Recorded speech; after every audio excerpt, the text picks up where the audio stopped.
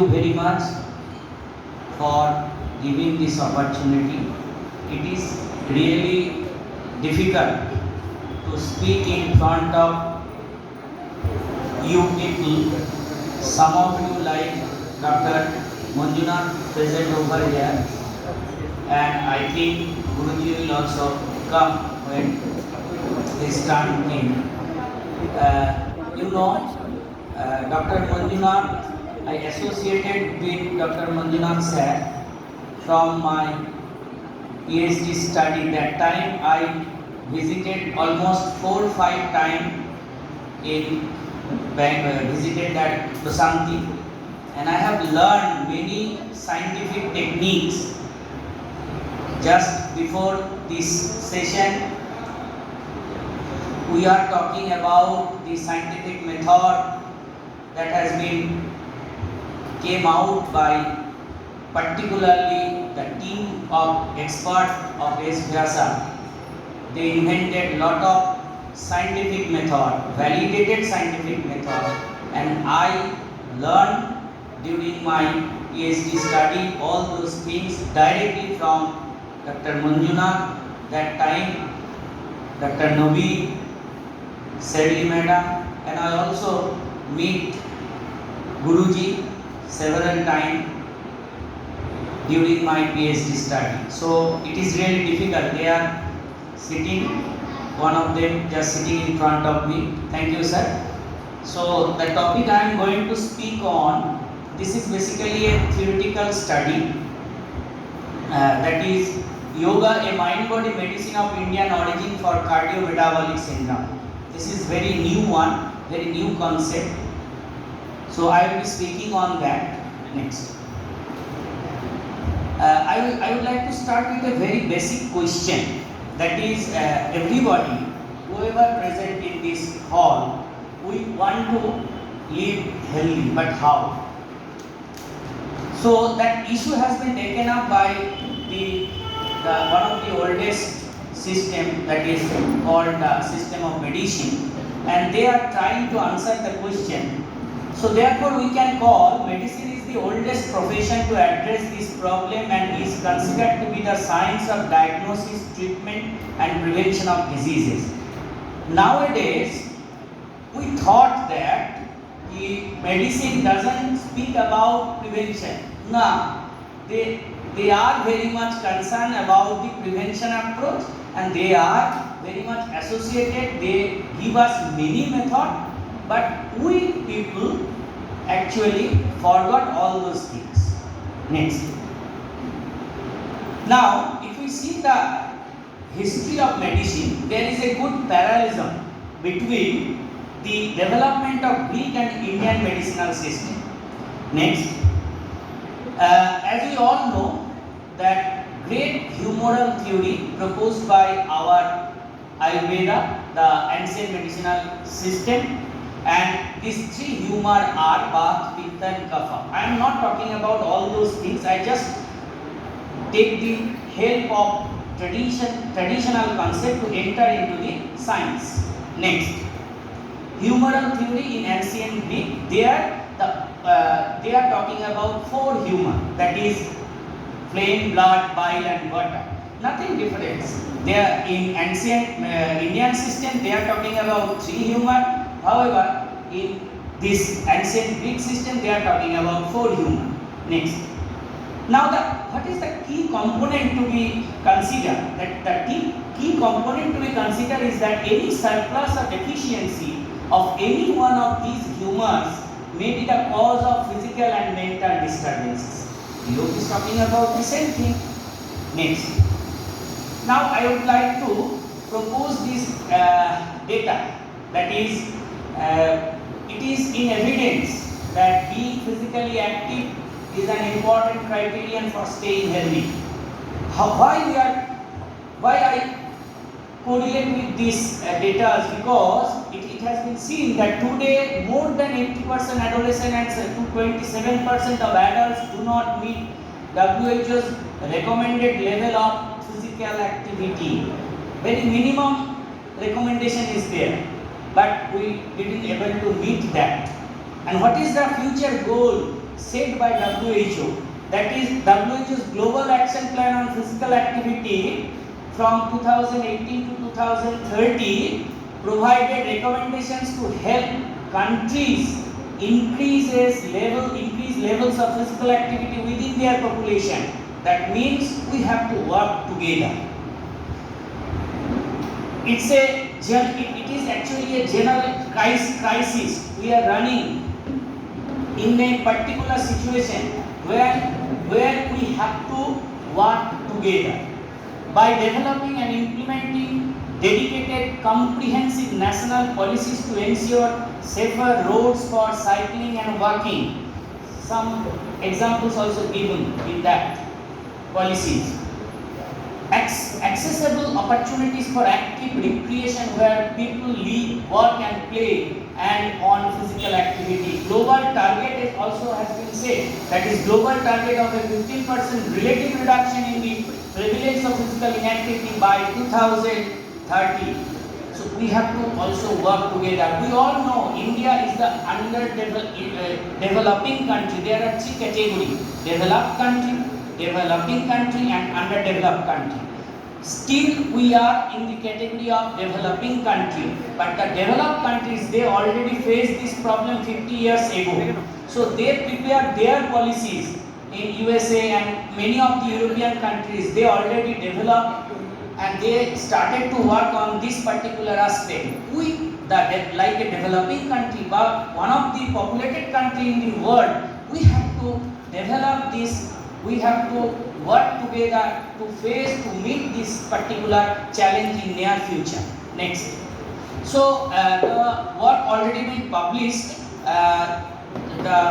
This theoretical work, it was an extensive, comprehensive review work on the scientific aspects. We try to consider all the scientific work already been done and try to develop a new hypothesis on which we can work in near future. Next. So let me get back to the if we want to know what exactly the cardiometabolic disease, we have to consider, or we have to get back the idea of metabolic syndrome has manifested almost 100 years ago. It is not started right now, it has been started 100 years ago. If we see the journey and how the scientific experiments develop step by step, we can understand how slowly it has been associated and it has been evolved from our own lifestyle, the lifestyle we are adopting right now. So the idea of metabolic syndrome has manifested almost 100 years ago, first described by Kaelin, a Swedish physician, as the cluster of hypertension, hyperglycemia and gout. And slowly in the early 30s, H.P. Heward, he did lot of work and published few research work in 1936 also in the Lancet kind of journals, and they observed that and they able to identify there are basically two types of diabetes mellitus, that is insulin sensitive and insulin resistance. Next, in 1970s, that National Diabetes Data Group also accepted that, and they also announced the insulin dependent diabetes mellitus and non-insulin dependent diabetes mellitus. And finally in 1980, that Raven coined the term metabolic syndrome, it also known as syndrome X, like that, and drew out its relation with CVDs. It has been started 100 years ago. So if we want to really understand the exact mechanism, exact mechanistic model of this particular disease entity, we have to understand, we have to go through the whole historical aspect, how this concept, how this problem actually developed in this society to the human health. Next. Now, if you see these are the risk factor of cardiovascular disease, and all are related with the metabolic syndrome. All are related with the metabolic syndrome. And causes of metabolic syndrome, if we see, if you carefully observe the different causes, you will find socio-demographic factors. I am ignoring that part, but the last three, that is lifestyle related risk factor, neuropsychological factors, pathophysiological risk factors, all are interrelated and all actually develop from your lifestyle itself. And yoga nothing but provide us a very good lifestyle, we all know. So these things are very correlated. Next. Now let me come to the point, that is cardiometabolic syndrome or diseases. The phenomenon of cardiometabolic syndrome is both complex, it's a very complex in nature really, and heterogeneous. It is so heterogeneous in nature, very difficult to identify the causative factors and also to work with that particular aspect. Scientists, they are facing great problem to identify and to specify the exact problem. What is the exact cause, what is the exact factor on which this particular disease started to develop, and a large population have been affected by these problems. The concept of insulin resistance syndrome or metabolic syndrome or syndrome X has been reported since the late 80s. I already showed that graph. Early epidemiological and clinical studies held from 1930s indicate that certain cardiovascular and metabolic risk factor clustered together finally give birth to a new disease entity as cardiometabolic syndrome. It's a real crisis. Next. Now, other hand, another development has already been started, and we are all these things are very known to you all the non-communicable diseases. All the non-communicable diseases, out of which you may find the four main types, that is cardiovascular disease, cancer, chronic respiratory diseases and diabetes. This diabetic factor or obesity factor, diabetes factors and cardiovascular factor, they are clubbing together. Again, they are going, the graph going to the same direction, that is there, it's a heterogeneous, many risk factors clubbing together and also influencing each other. Suppose we have some, it has been started with, suppose we take the example of android obesity or central obesity. So these symptoms actually give birth many correlated associated factors, and day by day these all factors club together and create a big problem in the organic level. So this everything has been started with the main factor, the main, if I told you find out the or raise your hand to toward one single factor, that is physical inactivity. So we have to take care that physical inactivity. Next. Here is the risk factor of non-communicable diseases. I already told those. Next. Here is some reported diagnostic criteria of metabolic syndrome. How? There are here is a long list. It has been started from World Health Organization.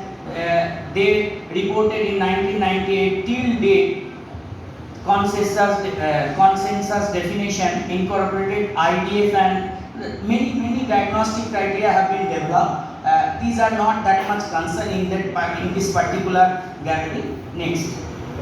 Now come to the point we always talking about. Most of the yoga speakers, they take the help of this concept, the very ancient and traditional concept given in Vasishtha Samhita, that is Adhijo Vyadhi and Anadhijo Vyadhi.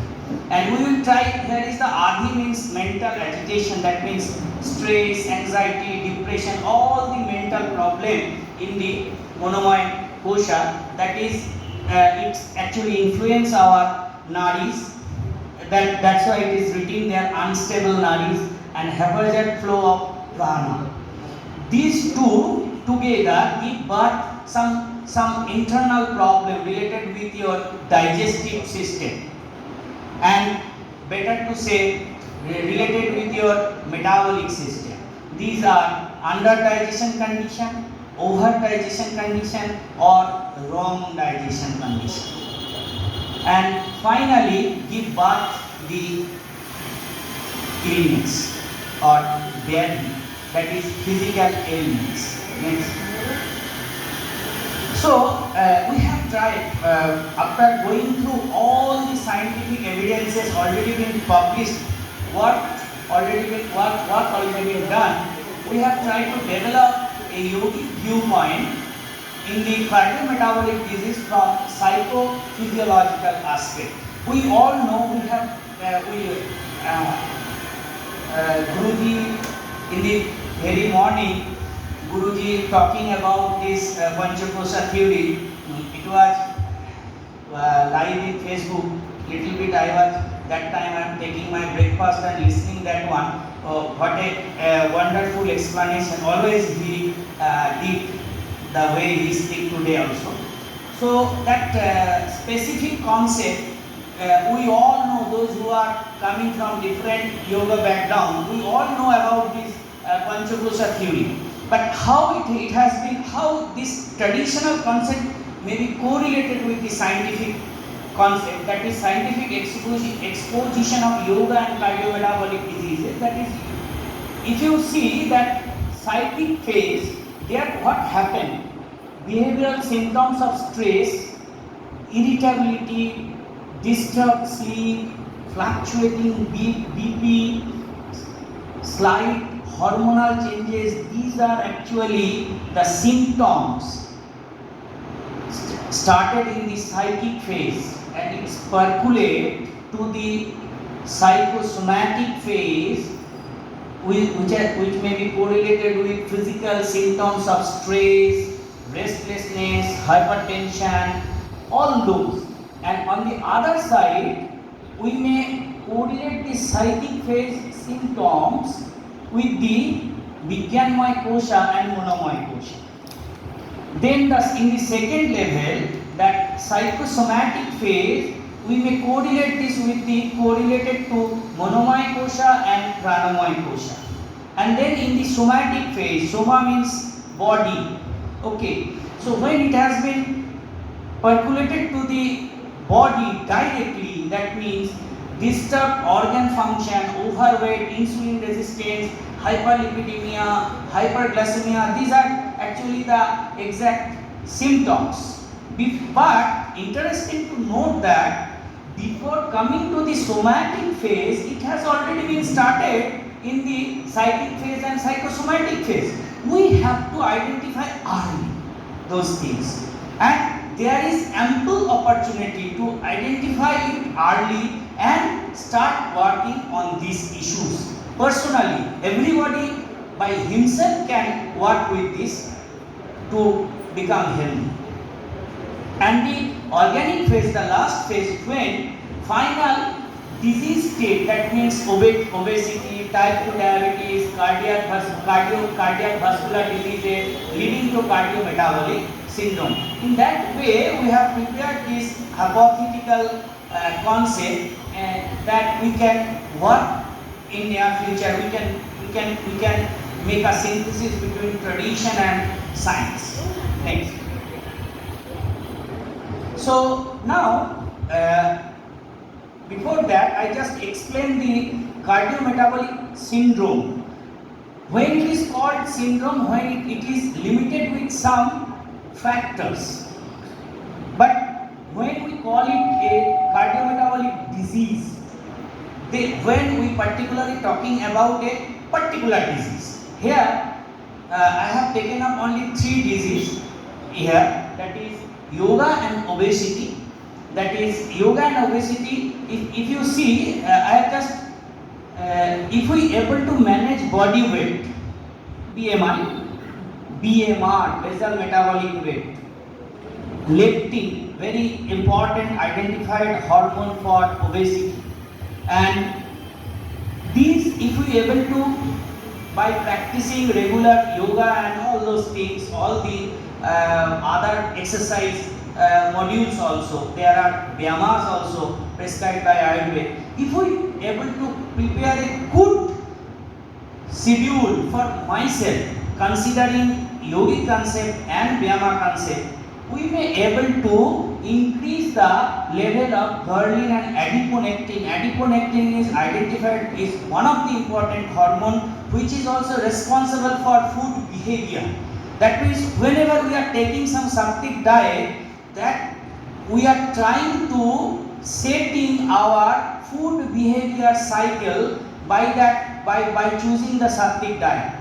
Simply, sometimes people ask, those who are from the medical science background and from food sciences background, they are very much concerned, what about the sattvic diet? But you may give that answer, you may face that question, that by adopting the sattvic ahar, we may able to change this food behavior cycle. If we take lot of sattvic diet, it sends some positive feedback to the hypothalamus, and hypothalamus actually help you to regulate good qualities or hormones like adiponectin, which actually helps to build up a good health. How? I will explain next. Now, in case of type 2 diabetes, same thing. Suppose you may see that sympathetic activation, perceived stress. These in one side, hypothalamic pituitary adrenal axis, that particular axis responsible for all kind of stress and anxiety in the human body. In other way, cardio-autonomic pathway and vagal stimulation. That means my particular explanation in this aspect is yoga and type 2 diabetes is a very serious disease. It has so many associated or correlated factors. Slowly it just destroy yourself. So these are the functional mind body mechanism in type 2 diabetics with practice of yoga. If we simply practice some yogic activity, that aspect is known to you all. If we do some simple yogic technique every day, regularly and consistently and persistently, we may able to reduce all these risk factors. We may able to manage all these and send a positive feedback. Next. Then yoga and organokines. Very interesting findings. That is, suppose if we do some asanas, what happens? We are practicing by our body, and we may able to work on adipose tissue. Adipose tissue, from where this adipokines actually secretes. That means adipose tissue is also responsible for your fatness. So if there is excessive amount of normal amount of adipokines secretion, you may able to reduce your fatness. That is the finding. And then if we are all concerned about fatty liver nowadays. Many people, they are suffering with this fatty liver due to some wrong food habit, wrong lifestyle. So hepatokines, another secreted chemicals. If we do some, I am just taking the example of asana only over here. So if we able to work on this with the body by means of asana, we may able to work on beta oxidation, glucose production, insulin sensitivity. We may able to increase that arrow towards upward indicating we may influencing positively, and downward indicating that the harmful effect going down. And the skeletal muscle, in the skeletal muscle there are secretion in the name of myokine. These particular are actually help to glucose uptake. We all know if the glucose concentration increases in the blood, it will be taken up by your cell.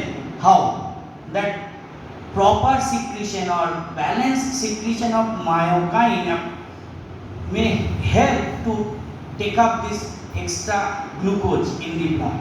And then angiogenesis. I am not going to detail all those things. These are little critical things.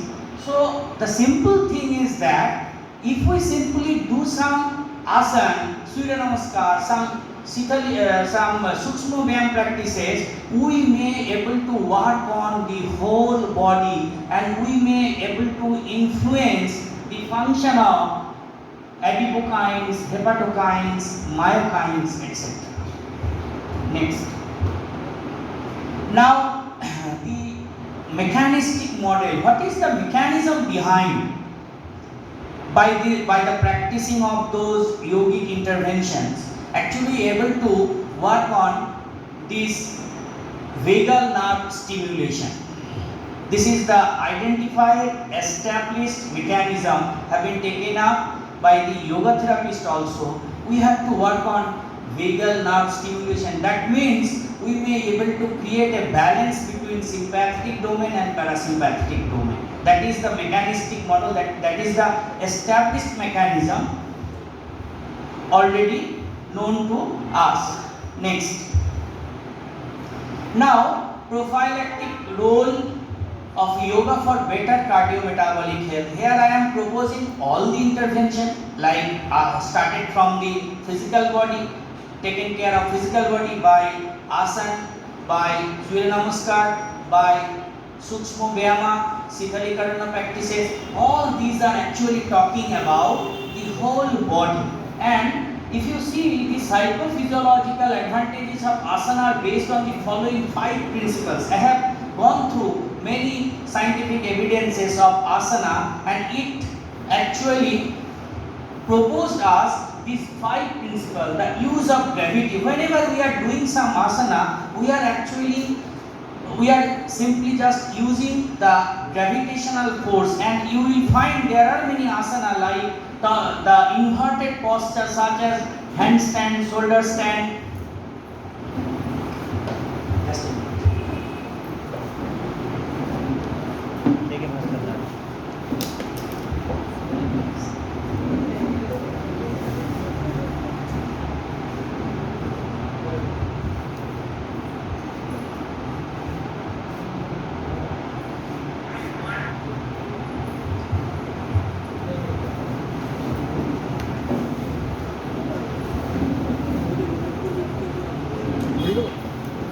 Thank you.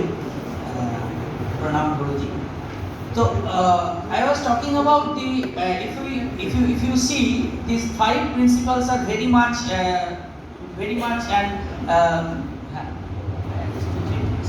so use of gravity. There are some asanas which actually works on the gravitation or gravitational force. As we all know, the inverted posture such as handstand, shoulder stand, and the reverse posture takes advantage of gravity to increase the flow of blood to the desired part of the body. Organ massage. These theories have been proposed not in that form, but some of the things have already been proposed by Bhuvalananda ji in his scientific survey on yogic poses. If you have the opportunity, those who are not till came across that particular scientific work, you may go through. You will find very interesting findings into that. And I have developed this, that organ massage, then stretching of the muscles, joint and ligaments, then deep breathing during yoga posture, and concentration also. So these are the 5 principles. This is actually considered, we may consider it as the prophylactic role of yoga for better cardiometabolic health. And other side, I have taken only one intervention for discussion over here, because very short of time, we are running short of time. So other things, that is other interventions like samadhi, pranayama means dhyana, meditation, pranayama, other yogic practices. So if we prepare a combined, a scheduled structure, if we practice it in a very progressive manner, if load should be increases progressively, we may able to tackle with this new disease, that is the cardiometabolic diseases. Next. Just pranayama I am offering. We all know that in the practice, whenever we are talking about regular practice, we must take the help of pranayama. I am not going to discuss in detail, but it has also some very good effect on the body and mind. Next. So finally, I will end with this. I have started with this lifestyle. I have given more emphasis on lifestyle factors. I would like to end with the same thought, that is lifestyle. What you want? If you want unhealthy lifestyle or disease-free life. If you want disease-free life, you have to breathe. You have to inculcate peace and happiness. You have to, these are the things which provide you a holistic lifestyle, and in the down you may see that asana, pranayama, meditation and vitaha. Obviously diet is very much important, and we may able to tackle the unhealthy lifestyle related with stress, depression and metabolic syndrome and cardiometabolic diseases. So whatever I speak here, it is all about management of your lifestyle with the help of our tradition, that is yoga. Thank you. Thank you.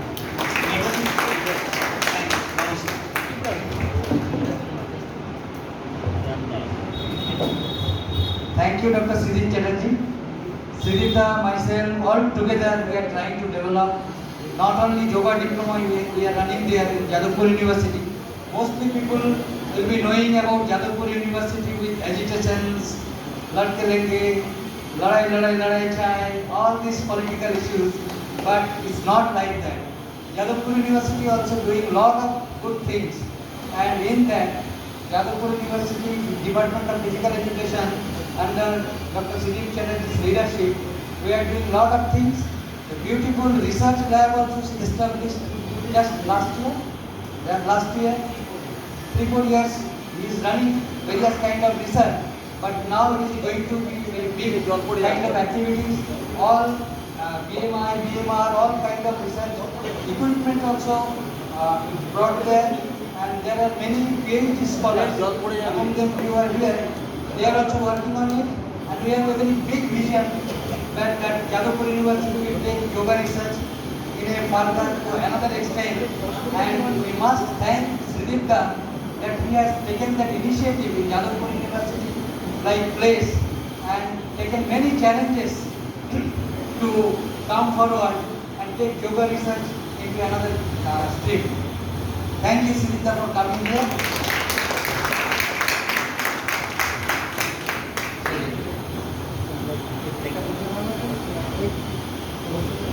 Thank you very much, Dr. Sridhar Chatterjee. Now the time is the integrated approach of yoga therapy.